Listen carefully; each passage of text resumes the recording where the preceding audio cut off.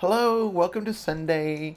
Hi, I hope everybody's having a lovely weekend. I know I am. As you can see, we have our lovely Benjamin right here, enjoying the outdoors, and Bermuda's looking at us from the doorway, trying to see if he wants to be part of the action or not. I hated the sound, or I didn't like the sound as much last time, so I'm going back to the microphone this time. And if the cats just drag the video away, then that's just the way it'll be. Anyway, okay. So this is chapter 13, Suit, and it's rather long, so I'm going to go ahead and get started. All right. I was in a so last chapter we finished off. We were back at the hotel, or back in their suite again. He's curled up with Tyler, and they went to sleep and having a lovely night. I was in a hotel hallway, not just any hallway, the hallway. The hallway at the beginning of the night of my waker moment, or as Thing One liked to call it, my death experience. I knew what was coming. I felt it in my bones. The door to the stairway opened, and Thing One and Thing Two walked through. I screamed and ran with all I had in me. I knew what would happen if they caught me, and I didn't want to live through that again. The two thugs chased me, but they weren't that fast, and I felt relief as I pulled away. Then I felt a blaze of power flare up in front of me. A figure blocked my path, radiating so much magic I wasn't sure if it was a man or a woman or even human. Wait, that's not how it happened, a tiny voice whispered, but I ignored it and looked around frantically. I saw a giant door surrounded by blinking neon lights. It was like the entrance into the den of iniquity. It was my only option, so I barreled through and paused in the dim light. I was in a strip club filled with old, diseased male strippers. The floor was sticky, the poles looked rusted, and the smell of tobacco smoke and used condoms filled the air. All eyes turned to me as I searched for a way out.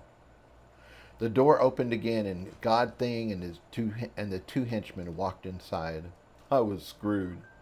The strippers started walking towards me as they hissed, and their fangs popped out. Fangs? The damn things were vampires. All of them slowly, but with deadly intent, stalked towards me as I backed into a corner. I screamed for all I was worth, especially when the first vampire came in close and licked my face. What? That didn't seem right. His tongue was raspy and insistent, and suddenly I was awake. I flared my magic sight and looked around wildly. I was in bed with Tyler. Bermuda was licking my face. Everything was okay. I was all right. I wasn't being hunted, and vampire strippers weren't out to bite me. I shivered as my heart raced and chills ran up my spine. Tyler's warm presence anchored me, though, and Bermuda's gentle loving pulled me back to the present. I took several deep breaths and ran a hand through Bermuda's soft fur. He purred, put a soft paw on the side of my face, and licked some more.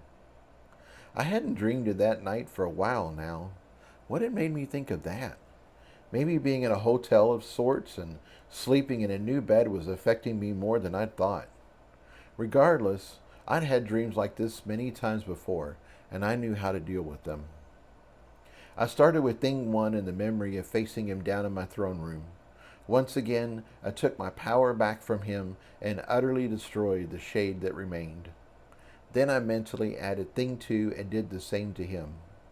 I'd never actually faced down Thing Two like this in real life, but I found it was a great mental exercise to take back my power and banish him from my mind. After that, I took on God Thing and then all the male strippers, all the stripper vampires. Feeling much better, I gave Bermuda kisses and belly loving just the way he liked it. Satisfied that his job of dream guardian was done, he got up and gave a big stretch. Then he turned around a few times and went back to napping on my pillow.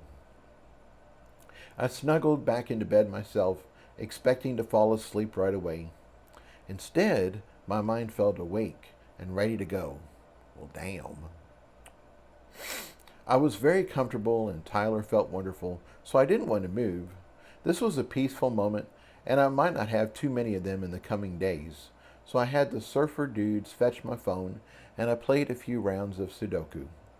Figuring out the numbers and watching them fall into place felt nice. Unlike the real world, Sudoku is logical and peaceful, and it was lovely to be in that world for a while. I got bored with that too, and my bladder was letting me know it needed some attention. I still didn't want to move, so I mentally drifted into my bank stamps, Hogwarts looking hall and touched my freshness fountain and took care of business. The whole process was still a little strange, but the convenience was so very nice. Greetings, young mage, the bank crystal flashed, letting me know it wanted my attention. Greetings, I replied as I walked over and touched its faceted surface. It didn't really need direct contact to communicate, but it was still new to me and it was nice to spend some time together. Actually, while we're talking, there is one thing I wanted you to do for me. Of course, it replied happily. How can I help? We made contact with Goldtrim and Tammy at the buffet today, I said. I got back a feeling of confusion, so I quickly sent it 2 images. His name is Babek, the bank crystal noted, but I will update his nickname. His name is Babak, the bank crystal noted, but I will update his nickname as noted. Please continue. I told them we would send them update messages of our progress in the quest, I said.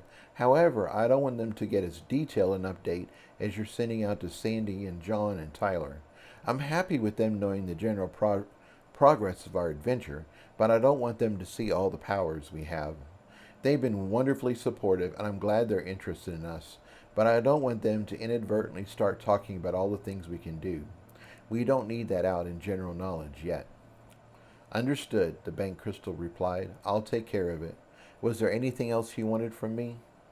That's it, I said. That's all I needed. Now, what did you want to talk to me about? I wanted to discuss your footwear and overall clothing, it replied. I've been looking into options, and I've narrowed it down to some basic categories. I need your input on what level of clothing you require before I narrow it down even more. You could provide me with some new shoes, I asked. I was surprised, as I still thought of the bank stamp as more of a bank. Having it provide me with a freshness fountain hadn't seemed that much of a stretch, as it was magical and part of the bank crystal space.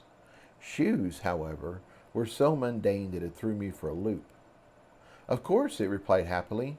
Food, water, shelter, and clothing are all deemed essential items for mages hundreds of years ago. The bank started providing the basics not long after its inception, and that continued all the way up to the present day. Naturally, over time, the quality of these essentials has risen substantially. We used to only provide simple homespun robes and reed-woven sandals. Now we provide so much more. Would you like to see what level of suggestions I have for you? Oh, yes, I replied. I knew you'd told me you could provide essentials back on the bus, but I'd never thought of shoes and clothing as part of that. It makes perfect sense, now I'm thinking about it, and I'm glad you've reminded me. You really are a wonderful bank stamp. The crystal sparkled with pride and sent me warm, happy vibes. It was happy to serve, and it loved doing a good job. Excellent, it said. Let's set the scene, and then we can begin. One wall shifted and a large arch appeared. A broad, white runway lifted about a foot out of the floor. All the regular lights went out, replaced by bright spotlights that brought the runway to life. Oh my God, I knew what this was. We were going to have a fashion show. My gay heart squealed with joy.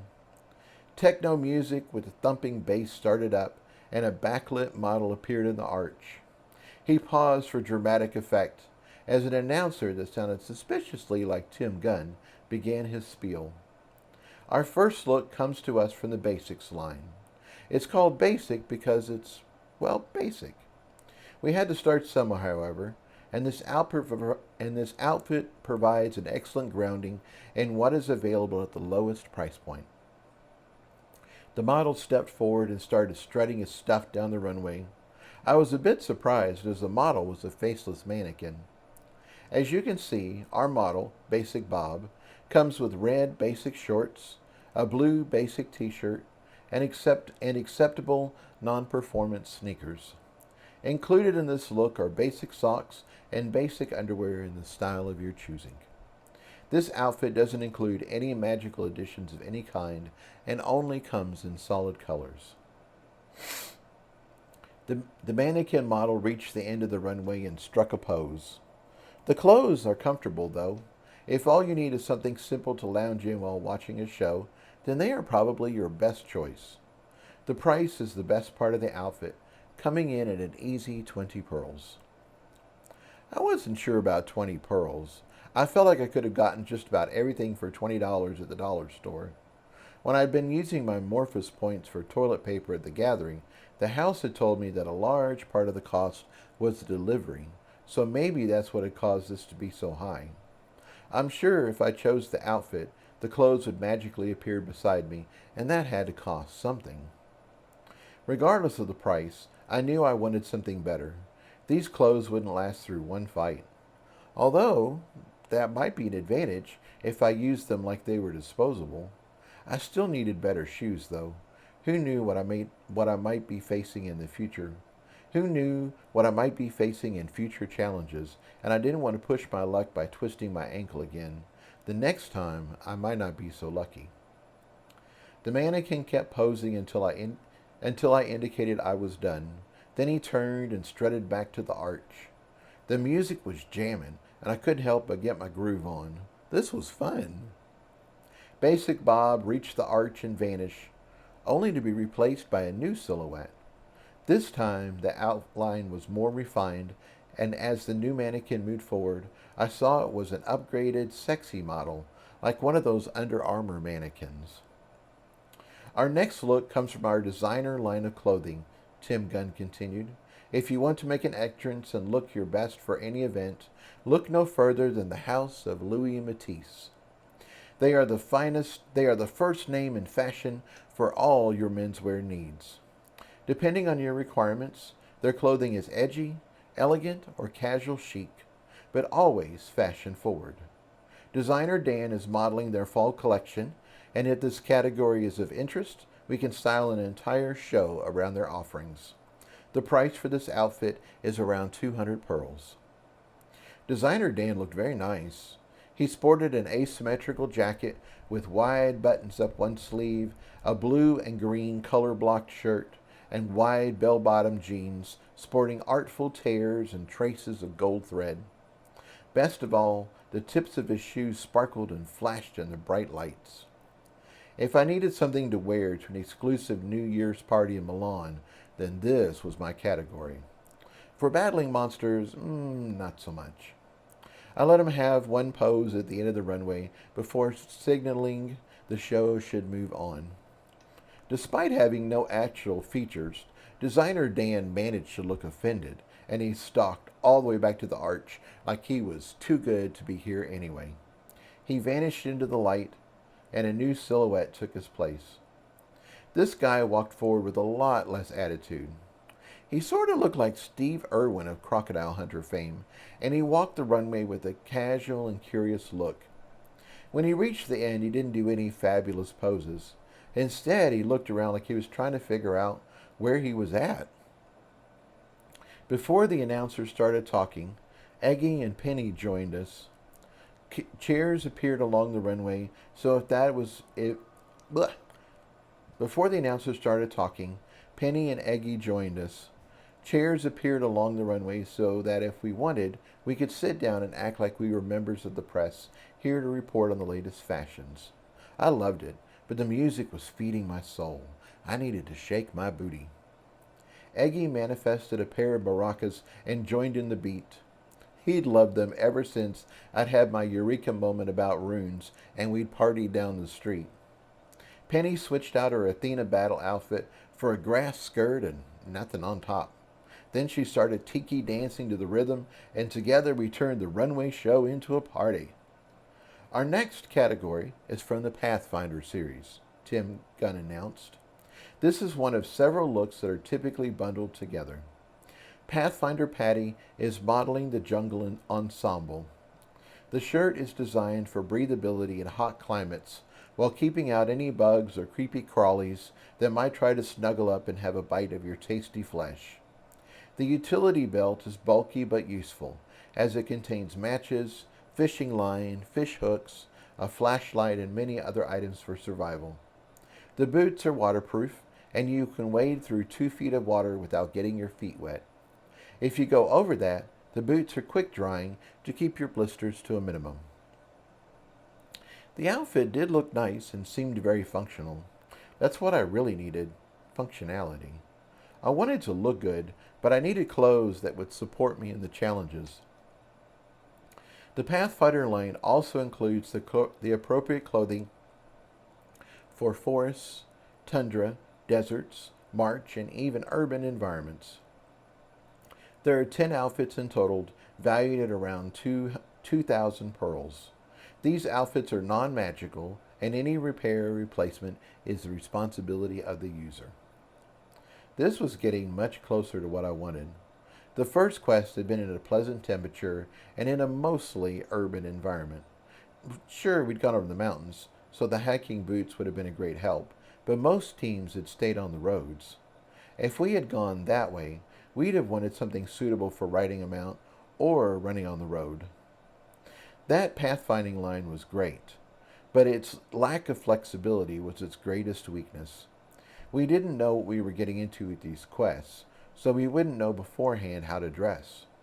We could dress for a dry, warm environment and end up in a place that was wet and cold. I'd keep this line in mind, as the cost per outfit was the same as the designer line, but I wanted to see what came next. Pathfinder Patty was doing his lost in the jungle poses, so I motioned that I was done and the show could continue. He consulted his compass and pointed to the arch like, "Ah, I should be going that way," before wandering back down the runway and disappearing into the light. The next silhouette formed, and I got a superhero vibe. Then he strode onto the runway, and I realized we were another level of clothing entirely. For starters, he was a person, not a mannequin, and he looked a lot like Michael Cimino from the Hulu series Love, Victor. The clothing was all one piece, like a superhero's outfit, and it looked amazing. It was black with a dark blue lightning bolt. It was black with dark blue lightning bolt accents on it, and an M as a logo in light blue. The suit had Michael looking sleek and muscular, like he was the member of a premier team. I loved the idea of a superhero costume, but I'd read that in real life they were hot, sweaty, and very uncomfortable. That wouldn't work for me. Our next tier presentation introduces Magical Assistance Formwear, the announcer spoke up. I've skipped the basic magical versions and gone straight to the very best options available. This outfit has everything a single piece can offer. As shown by our magical model Michael, it allows for full color control, reforms for additional functionality, provides protection in all basic environments, and even has a self-repair capabilities. This configuration is valued at 20,000 pearls and comes with a 5-year warranty. Would you like to know more? Michael strode to the end of the runway, gave us a handsome smile, and then hit his model poses. The changes in his options was amazing. One moment he was wearing shorts and a polo, like he was going to play tennis at a fancy club, and the next he was wearing dress slacks and a button-down shirt with a tie, like he was going out for a business lunch. His shoes changed too, from white tennis shoes to shiny black dress shoes. The outfit changed again to something that looked like snow camouflage, and it grew over his hands and his head, giving them protection as well. It even covered his eyes with goggles. His shoes grew wider like snowshoes with a web pattern. In a few seconds, Michael had gone from evening wear to trekking through the cold and snow. It was impressive and exactly what I was looking for. The transformation didn't start there, as it then shifted to a blue-green camouflage and the shoes shifted to short flippers. The gloves also changed so they had webbing between the fingers. Michael was now ready to swim across a river. Wow! I indicated that I was interested, and Tim Gunn continued. This outfit is all one piece, so there are limits to how much it can transform. But inside these limitations are a world of possibilities. For example, looking at evening wear, Michael can quickly create the illusion of a tie, even though he's not actually wearing one. Michael transformed back into something for a fancy evening, with olive colored pants, burgundy shirt, and classy looking brown shoes. He also had on a skinny black tie held by an emerald tie pin. Or that's what my eyes told me he was wearing. My magical sight saw that it was all one piece with just a hint of raised edges on the tie to sell the illusion. Michael turned like he was talking to a group of people, but even at an angle, I'd have sworn it was a real tie. I also noticed his shirt had buttons, which weren't real. Carrying this one step further, let's look at a simple pair of shorts and t-shirt. The sleeves can retract to form true short sleeves, but the legs of the outfit need to remain connected to the footwear. To achieve the effect of the shorts, the pants become very thin and transparent. Model Michael continued his transformation, and I could have sworn he had on a regular summer outfit. Now that I knew what I was looking for, though, I could see instances where the illusion failed. The hair on his legs lay flat, which wasn't natural, and the shorts and shirt hugged him tightly. This wouldn't be able to simulate loose clothing. Still, I wasn't knocking the outfit for that. If I wanted to lounge around at my place in shorts and a t-shirt, I'd just put on the real thing. Although this outfit is not designed for defense, its collaboration does allow the wearer to often hide in plain sight. Michael hopped off the runway, walked over to the wall, and blended right in. It wasn't perfect, yet he was still protruding out of the wall, and a different viewing angle would need slightly different coloring, but it would fool anyone who wasn't specifically looking for it. This outfit has all the advantages of the previous category, as it will also perform well in forests, tundra, deserts, and marshes. It also exceeds the capabilities of the Pathfinder line, as the entire unit can be waterproof or even airtight. You could swim across a lake in record time using your transformed flipper footwear and arrive on the other side completely dry and ready to run a marathon. This was perfect. This was exactly what I was looking for. I could climb mountains, run on roads, and be ready for whatever challenges showed up when I arrived. Michael returned to the runway, and I hoped I could and I Michael returned to the runway and I hopped up so I could get a closer look. The material had a bit of texture to it, like little dimples, but that only added to the illusion of real clothing. Best of all, the outfit also has a self-repair function. It can use the wearer's mana to gradually restore its structural integrity. The more mana provided, the faster the restoration. This is a viable option as long as 50% or more of the outfit remains. 50%. I'd like it to be a bit more than that. I did have a tendency to destroy my clothes after all. Naturally, of course, the magic was designed with your comfort in mind. Wearing this outfit is as comfortable as wearing your favorite pair of pajamas. I like the sentiment, but in this case, that wasn't true. My favorite set of PJs was being naked and wrapped up with Tyler. These clothes were amazing, but they weren't Tyler. You have shown a great deal of interest in this selection. The value of what Michael is modeling comes in at slightly over 20,000 pearls. Would you like me to further refine your options at this time? 20,000 pearls. On one hand, that was a lot. On the other hand, that seemed like a heck of a bargain considering how versatile it was. Charms were selling for a whole lot more than this at the fair at the gathering. Was I getting some sort of discount?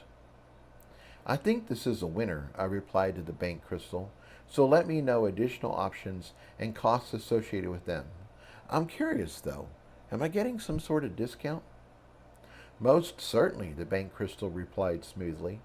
Because of your most favored status and our affinity level, I'm able to offer most purchases to you at a 75% discount.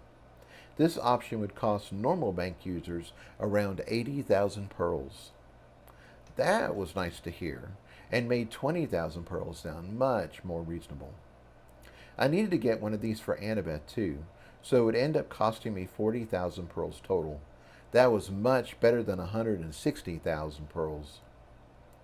Due to my wagers at the gathering, I had over 650,000 pearls, but I didn't want to blow through them all. I'd gotten lucky meeting Goggles and wagering against fantastic odds. I was pretty sure that opportunities like that weren't going to come by that often. Thank you for all your help, I told my bank crystal warmly. This is going to be a huge advantage in the tournament, and the discount you provided is going to make it all possible. Now, before we move on to finalize my selection, was there a category beyond this one that you wanted to show me? Yes, it replied. I think this will be I think this will be more than you want to spend, but it might be useful to know what comes next. Magical model Michael stayed with us as a new silhouette appeared in the arch. He paused so we could all take in his stocky form and then marched forward into the light. He was big and solid, like Donald Glover after years of intense training, and he certainly wouldn't want to be anybody I'd want to mess with. Our next tier of performance wear comes from the personal protection line, the announcer said. This line of clothing is designed to provide a second shield between you and your enemies. It has many of the advantages of the assistance line of clothing, but it is first and foremost all about your personal defense. As such, it is bulkier and heavier than lower tiers and less focused on appearance. It is incredibly useful though, and it doesn't matter how comfortable you are or how good you look if you're dead. I couldn't agree. I could certainly agree with that sentiment. I'd had my fair share of looking rough before, but I'd lived and come back even stronger. This outfit, as shown, is at the lower end of what is possible, but still comes in at 200,000 pearls. After all, how can you put a price on safety?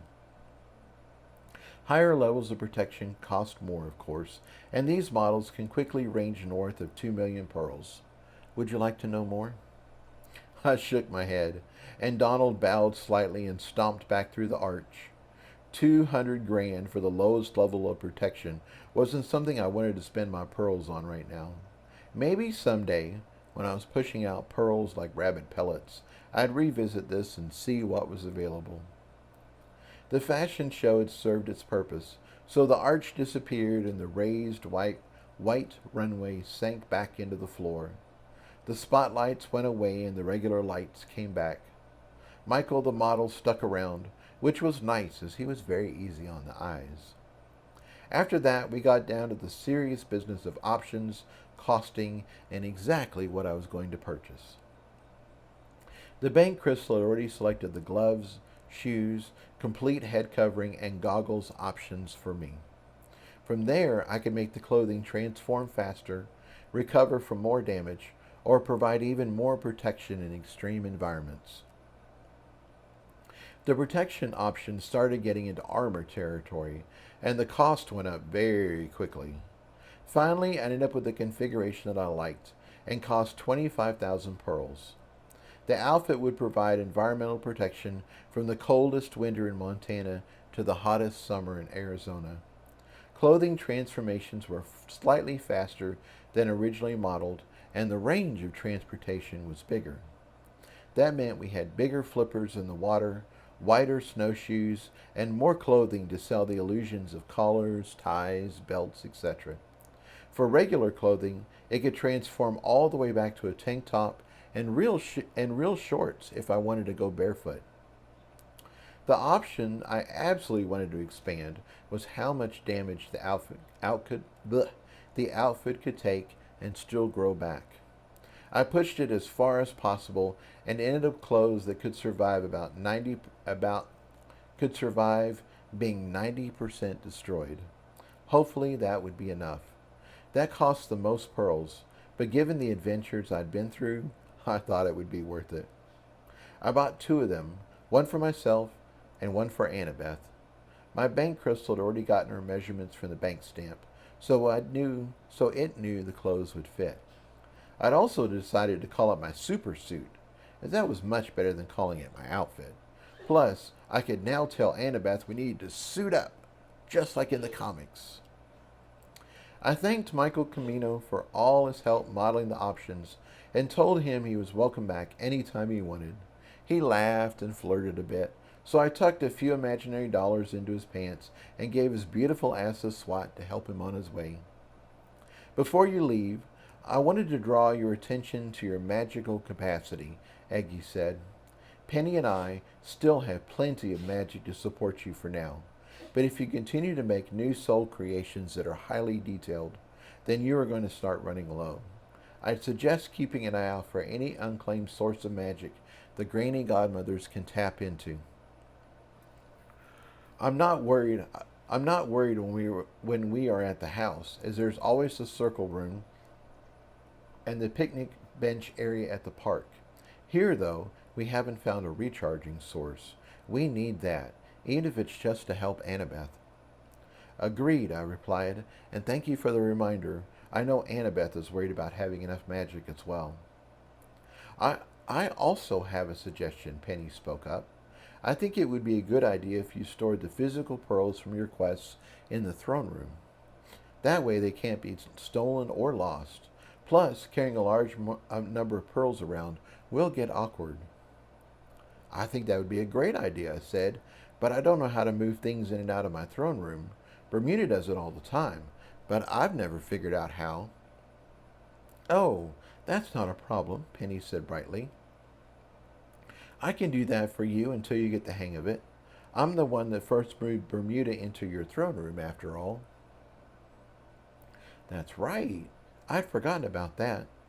So much had happened since then. Big Ugly had thrown a car at me in downtown Louisville, and Bermuda had gotten hit by all the debris. He'd been cut up badly, and I'd been afraid for his life. Penny had moved him off the sidewalk and into my throne room to keep him safe until I got home. That would be awesome, I exclaimed. I've always wanted to have a bag of holding like they do in the role-playing games. That's going to go really well with the new super suit, as I just realized it doesn't have pockets. So how many inventory slots do I have? How much can I hold? Penny looked confused at my terminology, so I started sending her images of what an RPG inventory bag looked like. Usually I'd click on it, and it would open up into a grid of squares. I'd drag what I wanted to keep into the squares and then close the bag. It was an easy way to manage a bunch of items in a quest, although there were usually some sort of weight limit based on the character's strength value. There isn't a limit on the number of items you can store, Penny explained, but everything you move into and out of your throne room takes magic. The bigger or heavier the item, the more magic it takes. I suppose you're limited by the size of your throne room, too. It's already pretty big, though, so I think your real limit is how much magic you want to spend. Pearls aren't very big or heavy, so it shouldn't take much to store them. That sounds logical, I said. The pearl pouch is certainly smaller and lighter than Bermuda. You can't use Bermuda as your benchmark, Penny warned. He's your companion and uses your magic, so he's a perfect match. It hardly costs any magic at all for him to move back and forth. That made sense. I didn't have any idea how much magic it would take to transfer a pound of stuff, but I'd figure it out. I just needed to remember to start small and work my way up. This was pretty incredible, though. Eugene at the gathering had said that he had a pocket that was only a few inches wide. I don't know how big my throne room would translate to with actual items, but it would be a lot more than a few inches. I thanked Penny, Eggy, and my bank crystal for all their help, and then returned to real life. I was still comfortably lying in bed, and Tyler was still snuggling in beside me. The night was feeling a bit surreal, as I'd accomplished so much and hadn't moved. Bermuda decided he wanted some more lovin', so I murmured sweet nothings and rubbed his face as he licked my nose. My furry baby was everything to me, and he kept me happy and grounded. I know all cats are magical, but Bermuda was extra special to me. I told him he was my handsomest warrior, and he purred in agreement.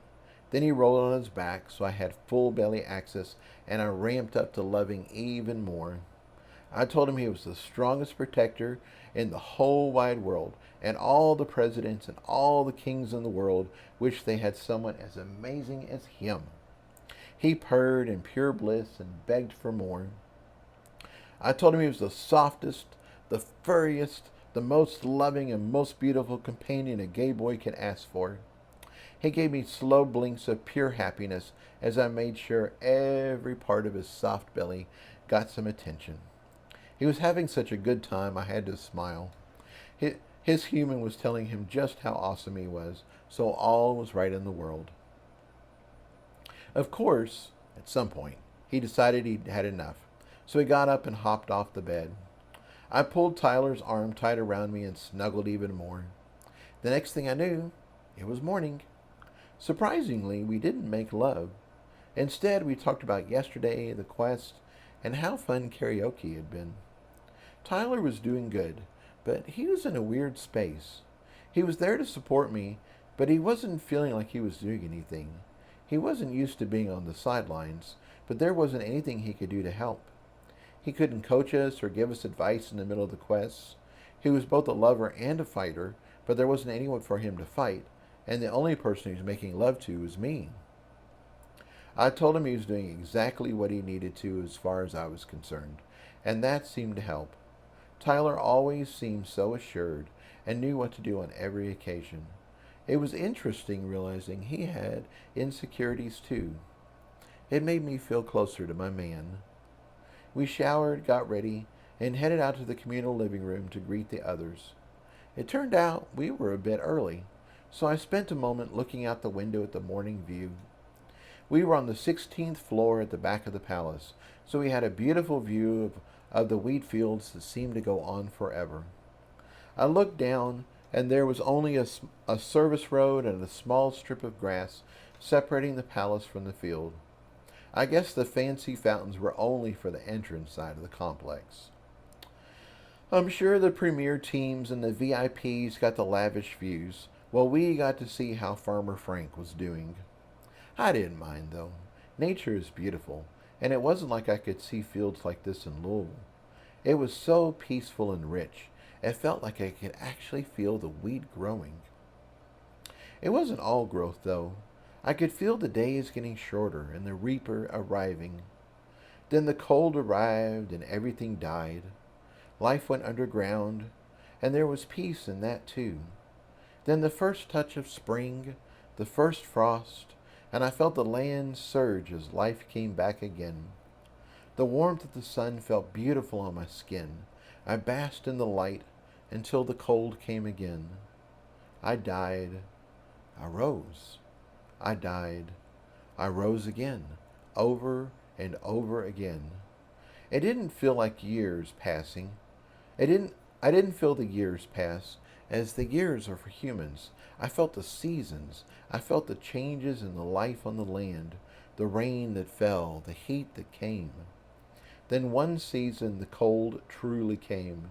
It arrived like it never had before, and life had to retreat far underground. I had to retreat far underground, and I realized I was sick of it. I was tired of it all. My people were gone. My land was changing. No one loved me anymore. No one appreciated me. No one even knew I was here. I gave and gave and gave. I never got anything back. I was so lonely, so desperately lonely. I remembered when life wasn't this way. I longed for a better day, a different future. I longed for more than seasons. I longed for more than the cold. Tears flowed down my face, and my body shook with emotion. Jason? Tyler wrapped his arm around me. Jason, are you okay? I was crying too hard to answer. Tyler picked me up and pulled me away from the window. My hands were stuck to the glass, but he wouldn't be denied. He took me over to the couch, wrapped me up in a blanket, and held me tight. Jason, he kissed me, touched me, and gradually brought me back from the cold place. What happened? I asked. I took a deep, shuddering breath and wiped my eyes. You tell me, Tyler said. He looked deeply worried. And as I climbed out of whatever strange space I'd gone to, I felt worried too. What the heck had happened? I'm not really sure, I told him. I was looking out the window, enjoying the view, and somehow I connected with nature. Only it wasn't just nature. It was something else. It was something about the field. I told Tyler about the seasons and the cold, and just how achingly lonely I'd been. That's when I realized the entire wall of floor to ceiling, windows were now covered in a thick layer of frost. Oh wow! I thought I'd just been in my head, but the frost was real. It was too early for this. I hadn't had my first cup of coffee yet. Tyler kept warming me up and talking to me. He kept me present. The feelings quickly faded, and soon it almost felt like a bad dream. What happened here? Sandy asked as she and John came out of their room. I told them the story, and then had to repeat it all over again a moment later when Annabeth showed up. I felt embarrassed, and I just wanted to move past it. I wasn't a stranger to going into imaginary spaces. I'd had a whole fashion show last night with my bank crystal, after all. Even that seemed like a dream at this point. Had that really happened? Had I really spent 50,000 pearls on 2 super suits? Or was I going crazy? I knew one thing for sure. I wasn't going to stand at the window and look out at the wheat fields anymore. There was a knock on the main door of the suite, and Sandy went to open it, but not before sharing a look with me that said this wasn't over. I was aware of all the worried glances flying around, but I was glad for the distraction. I just wanted to get some coffee, something to eat, and start the day. I'd worry about going crazy later. Sandy opened the door to see a bellhop carrying 2 large packages. Special delivery for Jason Cole, he announced. OMG! It looked like I'd gone shopping in the middle of the night after all. I got us some super suits, I told Annabeth excitedly. Do what? She looked happy for me, but also confused. Sandy accepted the packages and tipped the bellhop as I told them all about my fashion show last night. You did all that while I was sleeping? Tyler asked. He was still holding me tight and rubbing my back. Yep, I'm a modern-day multitasker, I joked lightly. Sometimes my imagination is a 3-ring circus, but sometimes it's useful too. I'm just hoping these suits are as good as advertised. Sandy looked at both of the boxes and then handed one to me and one to Annabeth. You go first, Annabeth said, although I could see she was dying to open her box and see what was inside. The plain brown box was wrapped up tight, and I actually had to use a tiny bit of magic to get it open. Inside was another box, shiny black with silver lettering. Gentlemen's service suits for all occasions, it proudly declared in an old-fashioned, swirly script. I carefully opened that box, and lying inside was a light gray superhero-looking outfit. It was carefully folded and lying on a nest of gold-colored tissue paper. I touched it, and suddenly a sound thrummed through the room. It was like someone had hit a rock chord on an electric guitar, and the nest of gold tissue with the outfit floated into the air. The gold tissue started flashing, like it was burning with golden flames, as the suit unfolded and stood up. Wow, I've never had clothes stand up for me before. What an entrance. I wondered if I was just being a bit naive, but everybody else seemed just as impressed as I was. The outfit put its sleeves on its hips and struck a heroic pose. It had a perfect moment of presentation that said it was a badass product, before the cord faded and the golden flames burned out. I looked at the others. Now what? They looked just as mystified as I was. The suit had reacted to my touch at the start. Maybe I needed to touch it again? That ended up being the right thing to do as I received a simple query. Are you my body? It was a curious way to phrase it, but I guess to clothing, we are just the frames they drape around. I replied back, yes, I am your body. It seemed satisfied and sent another query. Please provide magic for initiation. I laughed and told everybody what was going on. I guess that even in the magic world, you have to charge your new toys before you can use it. You have to charge your new toy before you can use it. I added a bit of magic and a bar appeared in the air before me. It showed it was at 10% of capacity. I added more magic and the bar quickly grew all the way up to 100%. It had been easy to charge and it didn't seem like it held that much. That was nice. With everything it was supposed to do, I was afraid it would be a magic hog. The bar blinked and disappeared as the suit opened up in the back like it was a shell. It sent a mental picture of a naked mannequin stepping into the open suit and the suit closing around them. This was some next level stuff. I was going to suit up like Iron Man. Everyone here had seen me naked more than once, so I didn't hesitate to strip out of my clothes. I was especially happy to shuck off my Jeffrey Dahmer blood-stained shoes. They were clean, but they looked gross. I'd resigned myself to wearing them all day, but now I didn't have to. I stepped forward into the suit cautiously. I didn't want to break it so soon after I'd just bought it. Once my feet were firmly planted on the bottom of the open shoes, the suit started folding it around me. It was weird, but neat. I felt like I was on one of those futuristic sci-fi shows. I thought the suit might feel heavy, but it wasn't. It felt soft, light, and very comfortable. Like the advertising had said, it was like wearing a pair of flannel pajamas. So far, the suit had certainly lived up to its hype. Now, I just needed to make it look like actual clothing. The suit had hundreds of pre-configured outfits already programmed in. Actually, it may have been thousands. There were clothes of all types and colors, clothes for occasions, and clothes for different cultures. I could have spent hours browsing through the list, but fortunately, it had several self-help options. One of them was a filter for events, so I selected breakfast. That brought up a list asking what kind of breakfast. At home, or country club, or impress a mother-in-law. I selected the buffet. It asked if I wanted to add another event, and I selected going to the fair. Again, it asked, what kind of fair? I couldn't believe it, but a magical fair at a tournament was an option. The last question was what geographic region of the world I was in, and I selected Nebraska. Now, the list was much more manageable.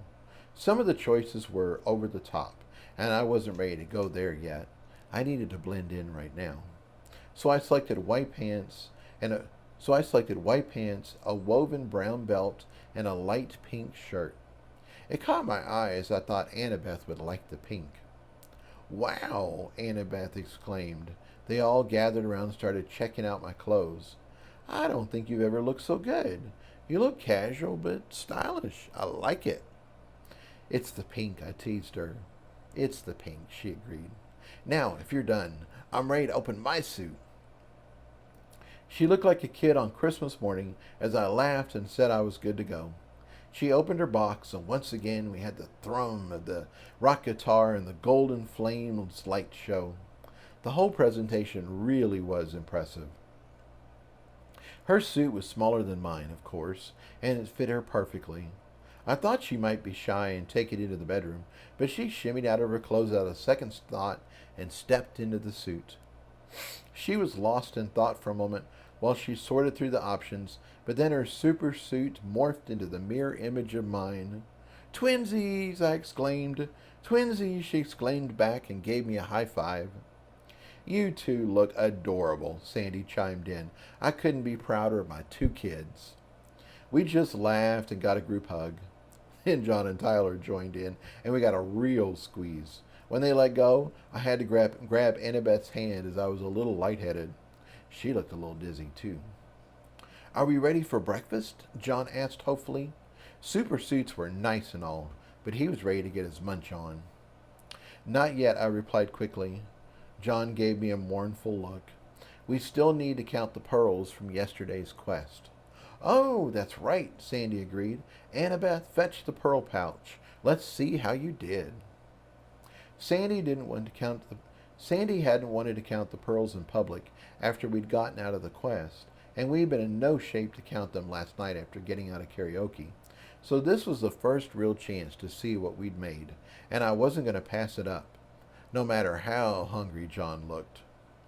If we all help with the counting, this will go very quickly, I assured John as Annabeth returned from her room. She emptied the contents carefully on the floor, and we all got to work. We'd made 418 pearls at Otug's and 5 pearls at Indiffi's. We gave 6 pearls to Ank, so the real unknown was how many pearls we'd collected from the Fists of the Desert. It turns out we'd collected another 196 pearls from them, bringing our total to 613 pearls. Not bad. Not great either, considering I'd just spent 50,000 pearls on 2 super suits. Still, these were just bonus pearls. The real haul would come from placing at the top of the tournament. While we had the pearls out, now seemed like a good time to test my other memory of the night. Penny, are you ready to try moving a pearl into my throne room? I asked. Of course, she replied. Just hold the pearl in your hand, and I'll do the rest. I placed a dark brown pearl on my hand. I was about to give Penny the go-ahead when the pearl disappeared. I checked my throne room, and it seemed like I now had a new set of shelves on the wall opposite the throne. On the middle shelf was a clear glass vase, and in that vase was one brown pearl. Wow, Penny, you did it, I exclaimed happily. You sound surprised, she said. I told you I could do it. I know, I replied. It's just that seeing it happen is pretty awesome. I can't believe I actually have a real magic pocket. Penny, this is fantastic. It's just amazing. You're amazing. I sent images of us dancing the quick step all around the throne room in celebration. I couldn't actually dance the quick step, of course, but I'd watched several seasons of Dancing with the Stars, so I could imagine it pretty well. If everyone wasn't waiting on me for breakfast, we'd break out the Macarenas and have a real party, I told her. She just laughed and sent me back images of warm metal nestled snugly in the earth. That was her way of telling me that she was happy, that I was happy. I returned to real life with a huge grin on my face.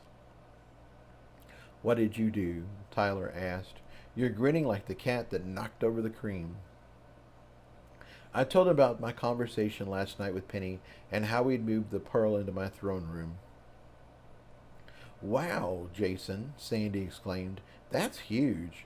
I haven't even figured out how to create a pocket yet. You truly are amazing, and this couldn't happen at a better time. Having a secure way to store the pearls you earn is going to be a real advantage. You can't get mugged, and collecting others' pearls won't slow you down. This is just wonderful. The others echoed her praise, and I was happy, but I started to feel a little embarrassed. After all, I wasn't doing the work. Penny was. So should I go ahead and store all the pearls now? I asked Annabeth, or would you want to keep what we have so far? Annabeth had the wisdom of motherhood, and if she wanted to keep those pearls safe and for me to collect the new ones, that was totally fine with me. You keep them, she said quickly. They were a little bulky to carry around last time, and we might need them to pay for the services in the next quest. I must admit, I was worried that I'd end up losing them when we were fighting all the giant orcs. Since you can keep them safe and they won't slow you down, then I'd love for you to have them. All right, I said. Give me a moment to move them, then we can head to breakfast. John looked excited about that last part. I quickly put another pearl on my palm. Penny, I called, let's move another pearl, but this time use my personal magic. I want to feel how much it costs to move it back and forth. Sounds good, Penny replied, and the pearl disappeared out of my hand. I didn't feel a thing. I put 2 pearls in my hand and tried again. This time I felt the faintest tug on my magic. I decided to jump all the way up to 10 pearls, and this time I felt it for sure, but it was still far less, but it was far less than filling up one of my new miners. I felt brave and jumped all the way up to 100 pearls. That still wasn't as much as a new miner. I was hungry and John was looking impatient, so I swept up all the rest of the pearls in both hands, and Penny pulled them into my throne room. The cost in magic still wasn't bad. I'd have to experiment after the tournament to see just how much I could hold and how much I could transfer at one time. For now, it was enough to know that I could safely store almost 600 pearls with room for a lot more. One thing we haven't discussed yet is this thing, Annabeth said while I was storing the pearls. She held up a nugget of power we'd found on the floor at Otug's. We know it has a small stone in the middle, and we think it came from the Rat King. Does anybody know what this is? I'm pretty sure it's a core, John said as he took the nugget and held it in his hand. When supernatural creatures have grown enough in power, they can form their own core. If I had to guess, this is where the original idea for pearls came from. So, is it valuable? Annabeth asked. I don't know if I'd call it valuable, but I know some mages would collect them, John said. When I was younger, they would buy them and trade them like baseball cards or rare coins. I have no idea how rare this is, but it should be worth something. That doesn't help us in this tournament, but when we are done here, we can look into finding a buyer. Annabeth seemed disappointed, and John went to hand the core back to her, but she motioned for him to hand it to me. I was disappointed too. I'd hoped it would be valuable or at least useful somehow. John made it sound like it was more of a curiosity. The core was bigger than a pearl, so it had more magic in it. Surely that had to be worth something. I sighed, and Penny popped the core into its own container in my throne room. As soon as she did, the mark of the deep earth ate it. Like, ate the whole thing, stone and all. I was so surprised I froze. What the hell? Delicious, the mark of the deep earth declared happily. Then the stone popped back into my throne room again. It was polished and glowing, like the mark had sucked all the candy coating off and left the pit behind. What did you do? I exclaimed. It was not okay that the mark had just gobbled it up. It may not have been hugely valuable, but now it was worthless. Nobody was going to want to buy a stone. Whatever pearls we could have got from this thing had just gone up in smoke. My mark sent me happy images of how tasty the core had been. The rat had been a creature of the earth, and the solid magic that had collected around the core had been exactly what it wanted. It thought my magic was nice, warm, and comforting, but it wasn't tasty like the Rat King. The core was like a perfectly cooked steak, or a whole meal built around lemon, garlic, butter, scallops. My mark loved it and wanted more. You can't eat anything I put in here, I said sternly. That might have been very valuable. You could have cost us a bunch of pearls. My mark regarded me like a cat, which was to say it was proud of what it had done and it would do it again. I gave a mental sigh.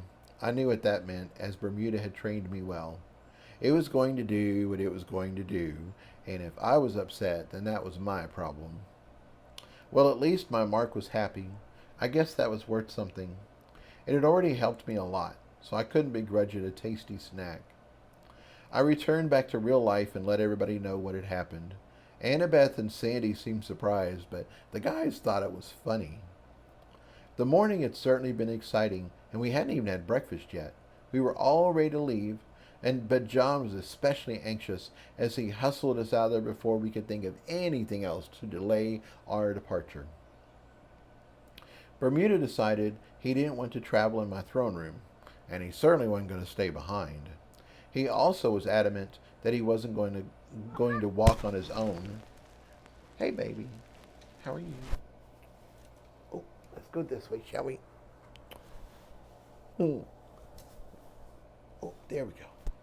That only left the option for me to carry him, which I did after telling him he was lazy, entitled, and more stubborn than he had a right to be. He just purred happily and accepted it gracefully when I kissed his head. "Where's the backpack?" Tyler asked. He wants to be part of the team and look around, and the backpack is perfect for that. "It's back in our room," I replied. "I should have taken the time to get it, but I didn't want to carry it around the rest of the day. Bermuda wants to be out and about right now, but I'm sure he'll want a nap in the throne room again after a bit." "Then why don't you make a backpack with your fancy new supersuit?" he asked. After all, lots of superheroes wear capes. Oh, baby. After all, lots of superheroes wear capes. This could be sort of like that, only for a cat. I don't think this I don't think this thing has pockets, I explained. "I'm calling it a super suit, but that's just my name for it. It isn't really a superhero outfit." "Really?" he replied. "Your suit can do flippers and snowshoes, but it can't do pockets? Or a pouch on the back? That seems strange." Now that he'd said that, it didn't sound right. Michael the model hadn't had pockets, but I'd upgraded the suit from what he'd shown. Surely it could create an extra pouch, right? I was going to stop and dive into the suit interface, but I didn't want to pause our march toward the buffet. Then it hit me. I already had an expert to help out. "Pardon me," I sent to my bank crystal. "Can you see if this outfit can make pockets? Specifically, I need a cat pouch for Bermuda." I sent an image of the backpack and how Bermuda liked to use it as his personal home on the move. There was a brief pause. "The pouch option is the suit's most popular upgrade at lower levels," my bank crystal explained. "It's rarely added for more powerful mages, as they already have their magic pockets. I apologize for not adding this to the base configuration. With our affinity, I forget that you are such a young mage sometimes. Would you like to turn on this option for an additional 200 pearls?" I wasn't sure if I was happy the suit could be upgraded, or upset that it was going to charge me for the changes. What else could this suit do? And how much more was I going to spend on it? I mentally sighed. This was probably for the best. If I needed something else later on, the cost would probably be minimal. I wouldn't be buying a whole new suit. I wouldn't have to buy a whole new suit and wait for it to arrive before getting the new feature. "Yes," I replied, "turn on the pouch option for both our suits." "Done," my bank crystal said happily. I felt the material on my back flex slightly. "Your pouch is ready to go." "Thank you," I replied and lifted Bermuda up onto my shoulder. He grumbled a bit until he saw the new addition. Then he easily slipped inside. It felt different than the backpack, of course, but Bermuda seemed to like it better. The pouch was higher on my back, and it was easier for him to put his paws on my shoulder and look out onto the world. His nostrils flared as he took in all the new scents, and his eyes were wide as he looked around. I gave his head a scratch, and he licked my ear. Since Bermuda was happy, I considered it 200 pearls well spent. Plus, it would be very convenient to have an instant backpack wherever I went. I filled Annabeth in on her super suit's new ability, and then held Tyler's hand all the way to the buffet. Today was starting out right. All right, everybody. I hope you have enjoyed this chapter. It covers so much of all the lovely stuff. You guys have had all kinds of conjectures and thoughts and everything on, and so I know many of you will go back and look at your comments and go, "Aha, I was right." Yes. So anyway, I hope you all have a wonderful next week, and the week after, and I will see you guys then. Okay. Bye.